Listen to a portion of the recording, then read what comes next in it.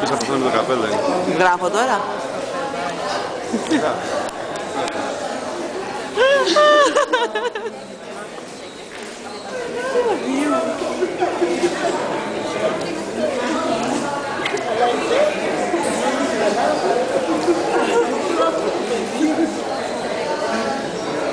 Γεια σου, Έλενα.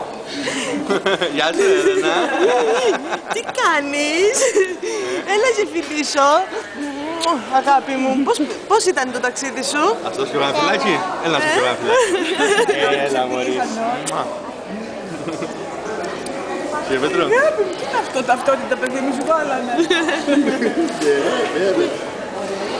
Πού είναι ο Μάνθος?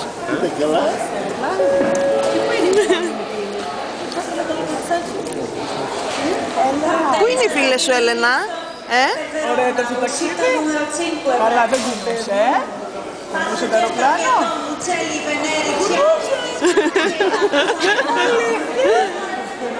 Και πώς έκανε δηλαδή, έτσι?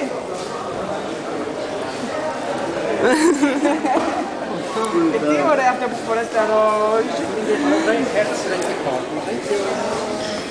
Η πρώτη επισκευή.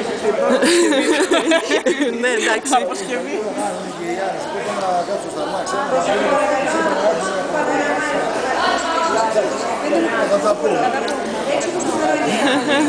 Γεια. Και πώς θα πάω? Γύρνα μου την από εδώ πέρα, την βλέπω. Θα το στείλουμε τον μπαμπά αυτό. Πες του γεια σου μπαμπά. Το βάλαμε στο YouTube. Που ήρθα στο σπίτι.